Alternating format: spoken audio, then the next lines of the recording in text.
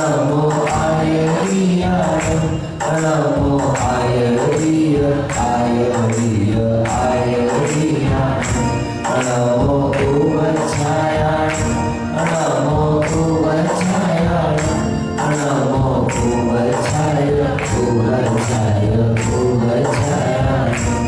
नमो सर्वसाहुणं नमो सर्वसाहुणं नमो लोये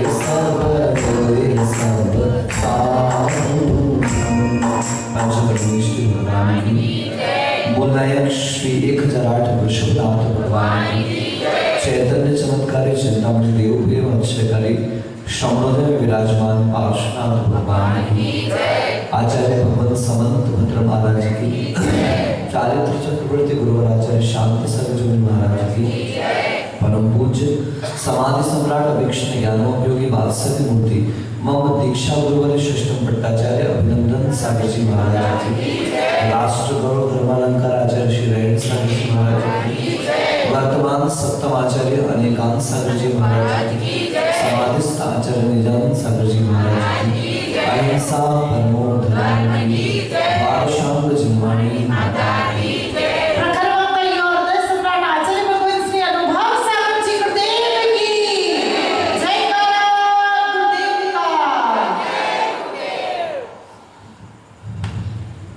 प्रातः प्रभु भक्ति, अपराह्न दोपहर में गुरु भक्ति और संध्या काल में राष्ट्र भक्ति के साथ कल का भरपूर आनंद के साथ वह दिन व्यतीत हुआ। कई प्रकार की शारीरिक तकलीफों के बाद भी आप लोगों के चेहरे की प्रसन्नता को देखकर, मेरी तकलीफ के बाद भी आपके चेहरे की प्रसन्नता को देखकर 80% तकलीफ तो मेरी यूं ही दूर होती। अगर ये नश्वर धन जीवन, ये नश्वर तन, ये सारी चीजें किसी और के लिए उसके जीवन के आत्मकल्याण के मार्ग को प्रशस्त कर सके तो मैं समझता हूं कि इस जीवन का इससे बड़ा कोई अच्छा सदुपयोग नहीं हो सकता। पूज्य आचार्य भगवान समंत भद्र देव ने शंका और आकांक्षाओं से रहित सम्यक्त्व की सिद्धि करी है कि अगर जब हमें विश्वास पक्का हो जाता है तो हमारे कदम नहीं लड़खड़ाते। लड़खड़ाते भी कदम हो तो भी वह मानसिक स्थिति से इतना मजबूत रहता है कि वो अपने कदमों को निडर होकर के आगे बढ़ाता चला जाता है। और इतना सब करते हुए भी सबसे महत्वपूर्ण बात है कि वो धर्म को कभी भी अपनी इच्छाओं की पूर्ति का साधन नहीं बनाता। वो धर्म के पालन को, धर्म की क्रियाओं को अपने मन की संतुष्टि का कारण नहीं बनाता, किंतु वह एक बात जानता है कि जिसे कर लेने से अविभाज्य राज्य मिल जाएगा इस लोक का, उसको करके मैं छोटी मोटी रेवड़ी ज्वार चना बाजरा को मांगकर इतने महत्वपूर्ण क्रिया को व्यर्थ क्यों जाने दूं। धर्म की जब क्रियाएं करते हैं तो वहां पर सहज रूप से ऐसी पंक्तियां आती हैं, धन संपत्ति बहु होय तुरत ही आनंद मंगलदायी। किसी भी पूजा में ऐसा नहीं लिखा कि धन की प्राप्ति के लिए पूजा करो, संपत्ति की प्राप्ति के लिए पूजा करो, किंतु पूजा का फल बता रहे हैं। क्या विनोद? पूजा का फल बता रहे हैं कि धन संपत्ति बहु होय तुरत ही। आपको सिर्फ पूजा करनी है, आपको सिर्फ आराधना करनी है, आपको निर्मल परिणामों के साथ प्रभु की भक्ति करनी है। वैभव कल जब पीछे तुझे दे रहा था, अकेले तू ध्यान में नहीं था, सुनील भी ध्यान में था, राजू भी ध्यान में था, संतोष भाई भी मेरे ध्यान में थे, विनोद भी मेरे ध्यान में थे, वरुण भैया मेरे ध्यान में थे, अमित भी मेरे ध्यान में था। मतलब कितने सारे युवा थे जो मेरी नजर में आ रहे थे। मैं इतना खुश था, मुझे लगा ऐसा नहीं तो एक एक पंख तोड़ूंगा। सच बता रहा हूँ, ऐसा मत समझना कि कोई किसी को मक्खन लगा, बिल्कुल नहीं, मेरे को शौक ही नहीं है, मक्खन अवक्ष होता है। लेकिन सत्य कह रहा हूँ कि तुम युवाओं ने, अरे नरेंद्र भाई कभी आए मेरे पास, मैंने बाल छू के देखे एक बार, मैंने ओरिजिनल तो है क्या? हाँ, ये जो उत्साह कल आपका, नटवर भाई तो मैं कितना खुश था कल आपको देख करके। कोई नाचे ना नाचे, क्या दुनिया जाए? नहीं, हम तो भाड़ नहीं देते। कोई विकल्प नहीं यार, कोई विकल्प नहीं। ये रैंप बनाया, सब इधर नाच रहे, नटवर भाई ने उठाई आरती और रैंप पर जाकर खड़े हो गए। तुम बैठे रहो। ये भक्ति का जो भाव हमारे अंदर है ना, बस इतना याद रखना, दुनिया भर के बहुत उतार चढ़ाव, बहुत सारा धर्म, इन सारी चीजों के बीच में एक ही भक्ति ऐसी चीज है। धवला ग्रंथ में इतनी बड़ी बात लिखी है कि जिन कर्मों का क्षय ये दिगंबर मुनिराज अपनी साधना से भी नहीं कर पाते, एक श्रावक अपनी निर्दोष भक्ति के माध्यम से उन कर्मों का क्षय कर पाता है। आपकी भक्ति में वो ताकत है कि आप अपनी भक्ति की शक्ति से याद करो उसको। पार हुई पत्थर की अहिल्या, नमोकार को ध्यान से, अंजन भी हो गया निरंजन, नमोकार को गाने से। छोटी छोटी सी बातें हैं, लेकिन क्या पता वो छोटा सा बीज कब वटवृक्ष के रूप में फल सकता है। श्रद्धा के इन भावों को इस तरीके से तैयार करते हो, ये मौके हमें उपलब्ध हो रहे हैं। मैं कहता हूँ कई बार आपसे कहा, महान पुण्यशाली लोग, महान पुण्यशाली, कितने साधु संतों का आवागमन इस नगरी में होता है। अरे जिधर जाओ उधर भगवान ही भगवान दिखाई दे रहे हैं। जिस मंदिर में लोग आते हैं ना बाहर से मेहमान, जब हम उनसे पूछते महाराज जी यहाँ से अंधेश्वर कैसा रास्ता जाता है, यहाँ से कैसा रास्ता जाता है, जब हम उनको बताते हैं पहले तो एक काम करो, अंधेश्वर जाना है, नागफणी जाना, तो एक काम करो पीछे का रास्ता पकड़ो। यहाँ से जैसे बाहर निकलोगे तो नागफणी मिलेगा, उसके बगल में जाओगे तो तिजारा जी मिलेगा, वो चंद्रप्रभु भगवान, उससे बाहर निकलोगे तो कैलाश पर्वत मिलेगा, उससे आगे जाओगे तो शांतिनाथ भगवान मिलेंगे, उससे आगे जाओगे तो झूला मंदिर मिलेगा, उससे आगे जाओगे तो पगलिया जी मिलेगा। थोड़ा सा घूम जाना, थोड़ा इंतजार कर लेना, बाबा पुल भी मिलेगा, और थोड़ा आगे जाओगे हाँ सांस फूल जाएगी, लेकिन भगवान कम होने वाले। और हम तो यही भावना करते हैं।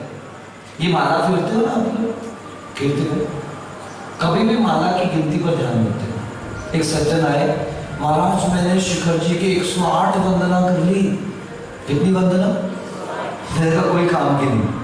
महाराज 108 वंदना करी, पैदल वंदना करी, भाग भाग की वंदना करी, और आप कह रहे कोई मतलब नहीं। मैंने कहा भाई तूने गिनती तो कर ली, जो गिनती कर रहा है वो वंदना नहीं कर रहा, और जो वंदना करेगा वो कभी गिनतियों से बंद करके वंदना नहीं करेगा। मुझे भी संख्या थोड़ी ना पूरी करनी है।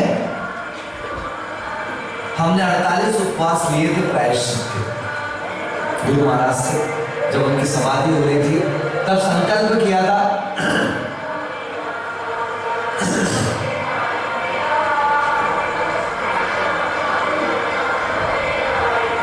वो काम का है भाई, बैठो बैठो, बड़े काम की चीज है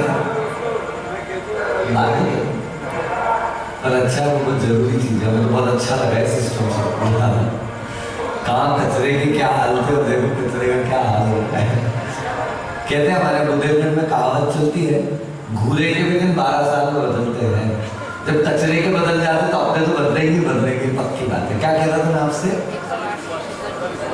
48 उपवास। तो मैंने गुरुजी से संकल्प लिया, पर मैंने आचार्य से कहा कि आचार्य ऐसे तो मैं 5-5 उपवास कर लेता हूँ एक साथ, लेकिन बहुत ज्यादा उपवास की क्षमता मेरी नहीं है। तो आचार्य ने कहा, मैंने कब कहा कि तो इसी साल पूरे कर लो। आप तो संकल्प लो, आलस्य मत करना, प्रमाण मत करना, और गिनती के चक्कर में मत पड़ना।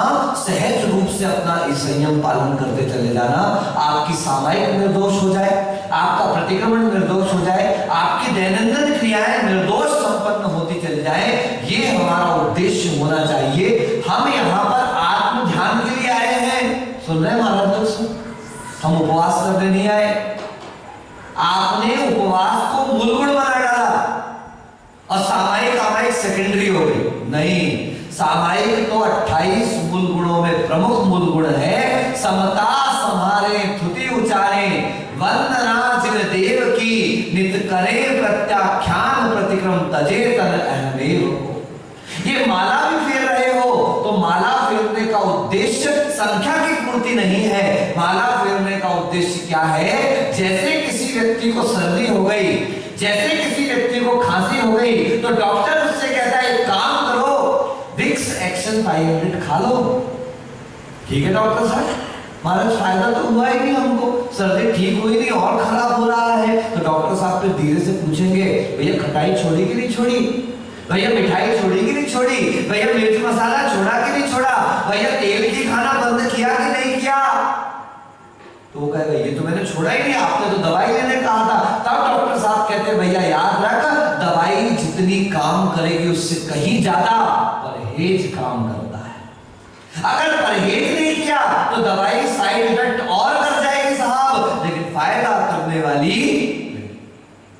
बस मैंने आपको मंत्र जपने के लिए कहा, ओम ह्रीम श्रीम क्लीं परम पार्श्वनाथ जितेंद्रियो नमो नमः। ये मंत्र हुई दवाई, लेकिन दवाई का सेवन करते समय जब आप यहाँ पर जाप कर रहे हैं, देखो आप टीवी से बचे, आप बेबी से बचे, पति से बच गए, फ्रिज से बच गए, मोबाइल से बच गए, कूलर से बच गए, XYZ ना जाने दुनिया में वहां पर जब घर पर रहते, घर की क्रियाएं करते, कौन सा आरंभ करते, कौन सा सारंभ करते, किस पाप की क्रिया में पड़ते, किस वाद विवाद में पड़ते, किस प्रकार की हिंसा की क्रिया हो जाती। लेकिन माला फेरने के लिए बैठे उतनी देर इन सारे बाहरी साधनों से बच करके, इन विराधनाओं से बचकर, इस पाप से और हिंसा से बचकर सिर्फ एक काम मंत्र का जाप चल रहा है।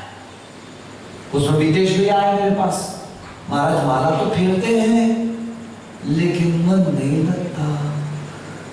भैया नितेश भैया ये पंखा देख रहा है, हाँ तो बोलो, हाँ चल रहा है ना पंखा, हाँ एक काम करो बटन बंद करके आओ, पंखा बंद हो जाएगा क्या?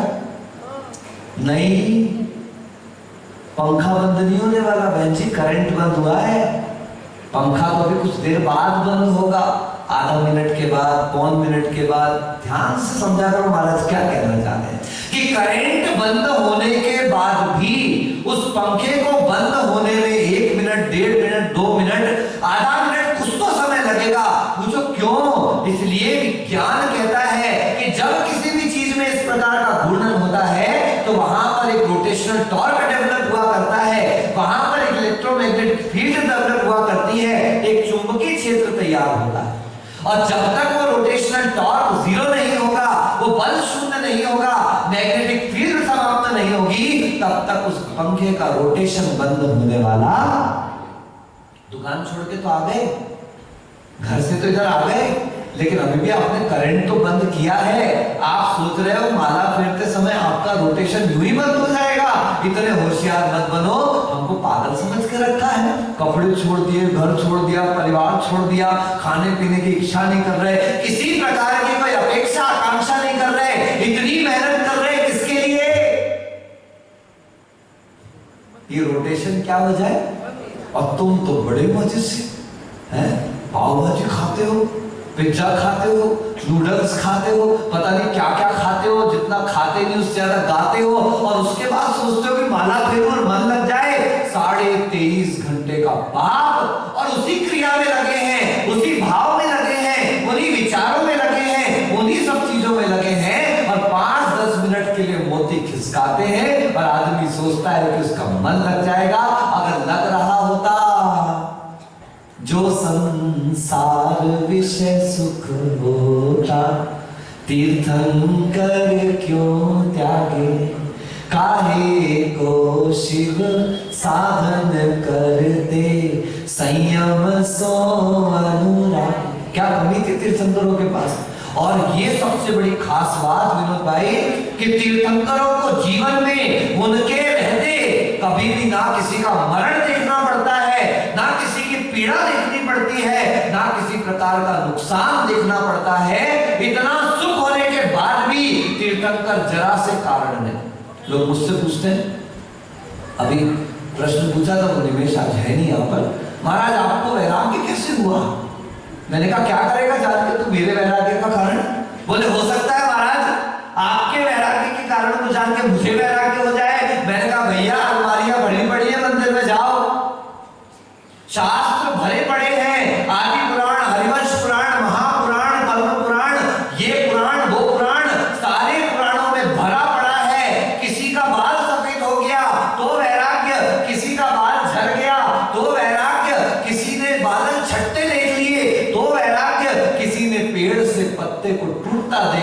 तो वैराग्य, किसी ने ओस देख ली तो वैराग्य, ओस की बूंद को जाता देख लिया तो वैराग्य।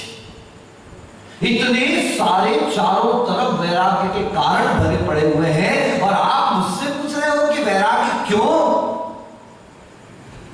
भैया, मेरे वैराग्य के कारण को जानने से आपका कोई फायदा होने वाला नहीं है। अभी सज्जन कह रहे थे राजेंद्र जी, फोटो देखो, फोटो क्या देखो, राग मत करियो। तो फोटो देख के राग करने लगे। वहां खड़ा था, मैं ही अभी निकला तो निकलते निकलते 3-4 लड़के मेरे साथ थे, बोले हमारे से घड़े सब लगते थे आप। तो मैंने कहा हो गया, इतनी देर से नामकरण पढ़ा रहा था, इतनी देर तो नामकरण पढ़ाया मैंने वहां पे बैठ के कि जितना भी गोरा है, काला है, ऊंचा है, नीचा है, मोटा है, पतला है, सब क्या है साहब बोलो? ये सब नाम कर्म का प्रभाव है और नाम कर्म के चक्कर में अटक गए तो कभी संसार में नाम होने वाला। कर्म परवशे शांते, बोलेंगे दुखे रंध ऋतोदय पाप बीजे सुखे नास्था श्रद्धा नाकांक्षणा स्मृता। जितना भी संसार में सुख है वो कर्म के अधीन है। लिख लो, ठूस लो, जितना जितना आपको अपने लैपटॉप में डालना है डाल लो, अपनी पेन ड्राइव भर लो कि संसार का सारा सुख दुख कर्माधीन है। बोलो क्या कहा? कर्म जो आप कर रहे हैं, मैंने कल ही कक्षा में कहा था परसों, what we have done in our past it becomes our luck in present and what we react in our present it becomes our future। हम अतीत में जो कर्म करके आते हैं वो वर्तमान में भाग्य बनकर के हमारे सामने आता है। उस भाग्य के उदय में हम जो प्रतिक्रिया व्यक्त करते हैं वही भविष्य में हमारा क्या बन जाता है? भाग्य बन जाता है। ये भाग्य और पुरुषार्थ और भाग्य और पुरुषार्थ की सतत प्रक्रिया निरंतर चल रही है। इसीलिए पुरुषार्थ को उस दिशा में ले जाओ जो हमारे भाग्य को समृद्ध करे, पुरुषार्थ को उस दिशा में ले जाओ जो हमारे अशुभ कर्मों का क्षय करे, पुरुषार्थ को उस दिशा में ले जाओ जो हमारे पाप को कम कर सके। मैं फिर से कहता हूं, मैं घर छोड़ने के लिए नहीं कह रहा हूं, लेकिन घर मेरा परमानेंट स्थान है, इस श्रद्धा को तो आप तोड़ सकते हो। घर मेरा है, इस भाव को तो आप तोड़ सकते हो। परिवार मेरे साथ है लेकिन मेरा नहीं है, इस श्रद्धा का निर्माण तो आप कम से कम इस पर्याय में कर सकते हो। खूब कमाओ, खूब बंगले बनाना, खूब घर बनाना, खूब महल अटारियां तैयार कर लेना, खूब साड़ी जेवर ले आना, सबको मेरे पास है ऐसा भी मान लेना, लेकिन मेरा है। अगर इतना मानने में आपने गफलत कर दी तो समझ लेना ये सब इधर से आया और इधर से निकलता चला जा रहा। अत्यंत पुण्य के उदय से बार बार आपको चेतन करने के लिए संत आ रहे हैं। मोह नींद से उठ रे चेतन, तुझे जगावन को भो दयाल उपदेश करें गुरु बार। मैंने कहा जब तुझे पीछे थी मन में आया, अभी तो युवा ही है यार एकदम, क्या पता पूरा त्याग होगा कि नहीं होगा। मैंने ज्यादा भी नहीं, सुबह में एक बार पकड़ा, मैंने कहा रात में ज्यादा है क्या? महाराज जी अभी पूरा त्याग तो नहीं, पर आपको मैंने नहीं कहता तो मैं किसी से कुछ नहीं, मेरा तो नियम है साहब, अपना नियम ना देने का नियम है। और मुझे विश्वास है, आज तक ये मेरा प्रैक्टिकल है कि 100 मेरे पास आए तो उनमें से 90 अपने आप पूछते हैं कि महाराज जी हमें जीवन परिवर्तन अब किस तरीके से करें, कैसे कदम बढ़ाएं, किस तरीके से चलें। इन माओं को भी कहता हूं हमेशा, अपने बच्चों को कभी हमारे पास लेकर के आओ तो कभी उसकी कोई नकारात्मक बात मेरे सामने मत कहना। जैसे ही आप उसकी नकारात्मक बात कहते हैं वो यहां आने से बचता है, आपके साथ आने से बचता है, वो साधुओं के सम्मुख आने से बचता है। ये चाणक्य की नीति है कि अगर आपको उसकी बुराई करनी ही है, आप किसी अन्य समय में मुझसे कह जाओ, मैं समय देख करके अपना काम कर लूंगा। कई उदाहरण आपके यहां बीच में उपलब्ध और मौजूद हैं।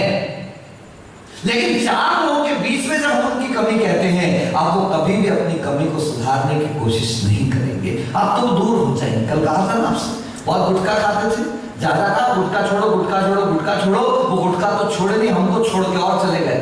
नहीं भैया हमको मत छोड़ियो है, बिहार भी करते हम तो बागड़ आके सीखे।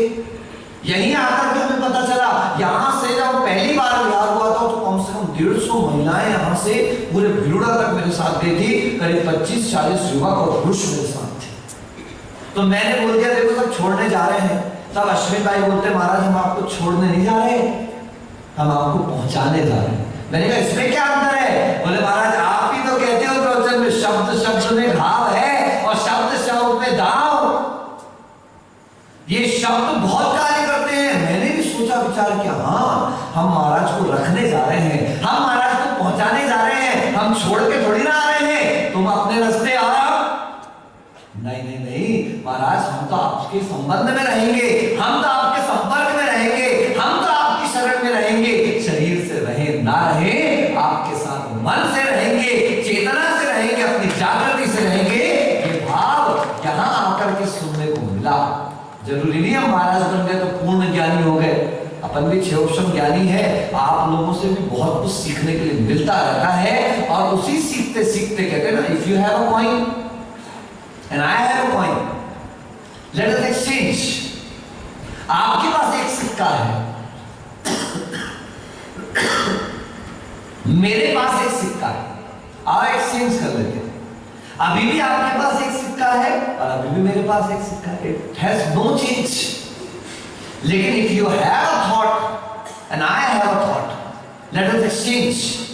आपके पास एक विचार है और मेरे पास एक विचार है, आओ उसका परावर्तन करते हैं, उसका ट्रांसफर करते हैं, एक दूसरे से साझा करते हैं। ये सबसे बड़े विचारों के आदान प्रदान का सिद्धांत है कि अगर हम विचारों का आदान प्रदान करते हैं तो ये नए विचारों को जन्म देता है। सिक्का बदल गया, इधर का उधर हो गया, कोई परिवर्तन नहीं, पर एक से एक का विचार मिला और वो एक से एक दो नहीं होते। धर्म में कहते हैं एक से एक मिलता है तो 11 बन जाया करता है, और जिसके 11 बन गए उसके कर्म भी 9-2। संसार में जो कुछ भी वैभव मेरे पास है, संसार में जो कुछ भी कष्ट और दुख मेरे पास है, बस एक श्रद्धा कर्म के आश्रित है। बोलो किसके आश्रित है? बस किसके कर्म के आश्रित है? पक्का? अरुणा भाभी, संतोष भाई के आश्रित नहीं? बोलो तो स्वयं के आश्रित। वो निमित्त है, क्या है?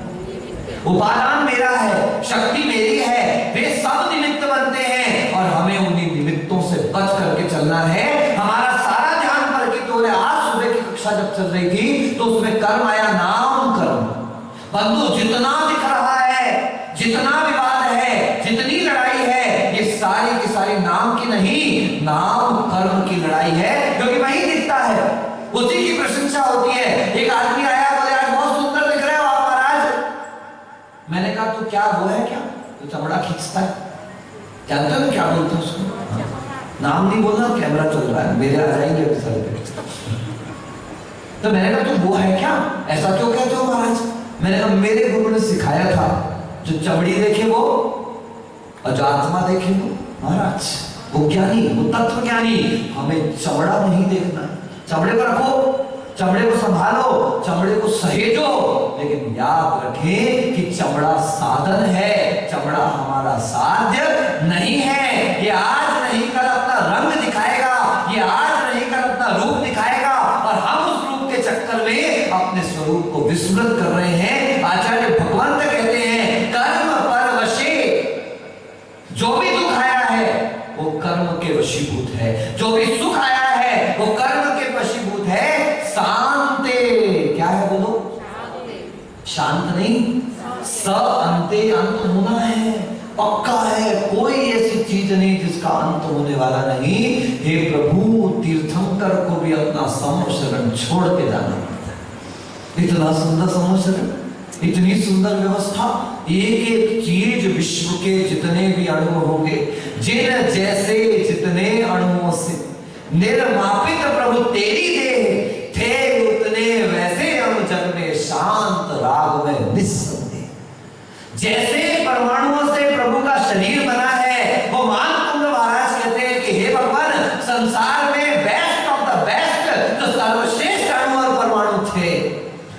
मुझसे आपकी देह बनी, लेकिन आपने उस देह से विराग नहीं किया, उस देह राग को भी छोड़ दिया। हे भगवान, मेरे अंदर भी ऐसी भावना जागृत हो।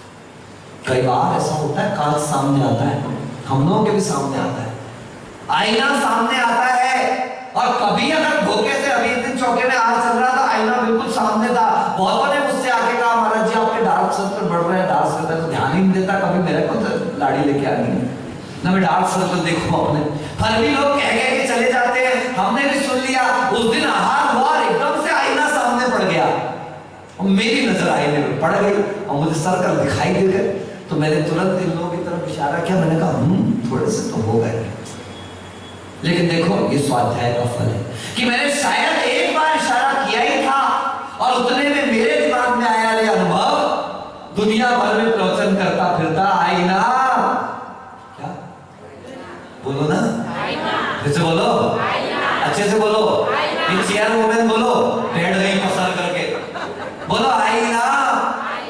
तुम क्या सोचते मास्क लगते तो पता नहीं चलता? मैंने उस दिन कहा ना, 5-6 खिल जाती है, पता चल जाता है। बोलिए आईना, तोड़ के बोलो आईना। बताओ, पुद्गल कह रहा हमसे, बेटा जो तू देख रहा है ना वो तू नहीं है, और जो तू है वो किसी को दिखाई देने वाला, दर्पण में मात्र प्रतिबिंब दिखाई देता है। सिर्फ एक वो है, अभी वो क्या बोलते हैं, आचार्य श्री योगेंद्र सागर जी महाराज जी की प्रेरणा से जो आपका योगेंद्र गिरी बना है, तो हम लोग वहां फोटो देखते देखते घूम रहे थे सारे वहां पर, तो कुछ महापुरुष हमारे साथ भी थे, सब लोग, पवन जी गोवालिया भी थे हमारे साथ, पूरे फोटो निकली, 1 निकल गई, 2 निकल गई, 3 निकल गई, पवन जी सामान्य है। जैसे ही 4थी फोटो आई, महाराज जी देखो कितना अच्छा फोटो, ये पुराना हमारे सेठ जी दिलीप जी, ये दिनेश भाई देखो क्या यंग लग रहा है, ऐसे 2-3, मैंने बगल वाला बताना है, सीधे बोल दो ना पवन गोवाड़िया जवान है, क्या हुआ, एल्बम पलटते हैं,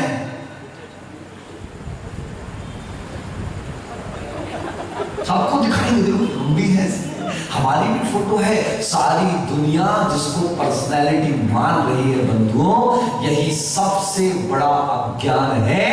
ये हमारी पर्सनैलिटी नहीं है, हमारा ज्ञान, हमारा दर्शन, हमारा चारित्र, हमारी श्रद्धा, हमारा व्यवहार, ये वास्तविकता में हमारा व्यक्तित्व है। इसलिए जयरागम व्यक्ति की पूजा नहीं करता, वह व्यक्तित्व की पूजा करता है। अन्य धर्मों में एक भगवान है, एक देवता है, एक ही उनके आराध्य हैं। हमारे यहाँ तो कई आराध्य हो गए, ऋषभनाथ, अजितनाथ, संभवनाथ, अभिनंदननाथ, इधर के छोड़ो उधर सीमंतर स्वामी, जुगमंतर स्वामी, और ना जाने कितने। क्यों? क्योंकि हमारे लिए ईश्वर कोई एक अकेला व्यक्ति नहीं है। ईश्वर मेरे अंदर विद्यमान मेरी क्षमता है, ईश्वर मेरे अंदर विद्यमान मेरी योग्यता है, ईश्वर मेरे अंदर के उन गुणों का समूह है। अगर वो गुण उद्घाटित हो गए तो मैं किसी कर्म के अधीन रहने वाला नहीं, मैं अंत से रहित अनंत हो जाऊंगा। और ये विश्वास पक्का अगर मेरे अंदर है कि मैं जो कुछ भी कर्म कर रहा हूं, पाप बीजे, क्या कहा, जितने संसार के सुख है वो सिर्फ पाप के बीज। आप देख लो, मैं आपसे पहले भी कह चुका हूं कि आप नरक जाने के लिए कितनी मेहनत कर रहे हो, सोचो विचार करो, किसके लिए? ये देखो, कुछ नहीं कर रहे, स्वर्ग जाना है, जाने के लिए नहीं कर रहे, मिलेगा, फाइनल है। जो कुछ करता है वो फंसता है, और जो कुछ नहीं करता वो संसार से निखर जाता है। आप लोगों के साथ स्थिति क्या है? आपको दुख आता है, आप बिखर जाते हो। बोलो, क्या कहा? आपको दुख आता है तो आप बिखर जाते हो, और संत को दुख आता है तो वो बिखर जाता है। क्या हो जाता है? अज्ञानी के जीवन में दुख आ जाए तो वो बिखर जाता है, और अगर ज्ञानी के जीवन में कष्ट आ जाए तो वो निखर जाता है। कल नहीं परसों में गुरुदेव की एक पंक्ति आपको सुना रहा था कि आचार्य श्री अमरकंटक जा रहे थे, और अमरकंटक जाते समय एक पान ठेले पर उनके कानों में आवाज पड़ी। यह आवाज पड़ी, दुनिया बनाने वाले, क्या तेरे मन में समाई तूने, काहे को दुनिया बना। आचार्य हंसने लगे। हमने पूछ लिया बाद में, आचार्य मुस्कुराते, क्या लिखते हैं लोग, क्या करते हैं? मुझे क्या लिख दिया आचार्य? देखो क्या गजब की बुद्धि तेज है, इतना शार्प माइंड, उन्होंने लय, छंद, गाना, शब्द सब पकड़ डाले और बोले ये क्या गाना हुआ, दुनिया बनाने वाले क्या तेरे मन। तो हमने पूछा चाचा जी क्या करती होगी, इसमें इतना सुंदर गाना है। चाचा जी कहते ऐसा नहीं, इसको तो ऐसा गाना चाहिए, दुनिया बसाने वाले क्या तेरे मन में समाई, तूने काहे को दुनिया बसाते हम हैं, तैयार हम करते हैं, इकट्ठा हम कर रहे हैं, और कुछ बिगड़ जाए तो बस भगवान तूने क्या किया, भगवान तूने क्या किया। अरे जैन हो, भगवान की परिभाषा तो पकड़ो, भगवान की परिभाषा तो समझो, जो करता है कुछ भी करता है वो भगवान नहीं हो सकता, जो कृत कृत्य है वही भगवान होता है। कृत कृत्य का मतलब करने योग्य सारे कार्य जिसने कर लिए, अब कुछ भी शेष नहीं बचा करने का, अब सिर्फ और सिर्फ आत्म ध्यान शेष है। वो बच्चे ने पूछा उस दिन, महाराज जी वो सिद्ध बन के करेंगे क्या, अरे करना था तो यही आ जाओ, नगर पालिका के अध्यक्ष बन जाओ साहब। नरेंद्र भाई परसों कहते महाराज आप पेपर तो देखते हो, मैंने कहा बिल्कुल देखता हूँ। बोले महाराज आप देख तो रहे होंगे किस प्रकार की व्यवस्था, मैंने कहा आपको कोई एक्सक्यूज देने की कोई आवश्यकता नहीं।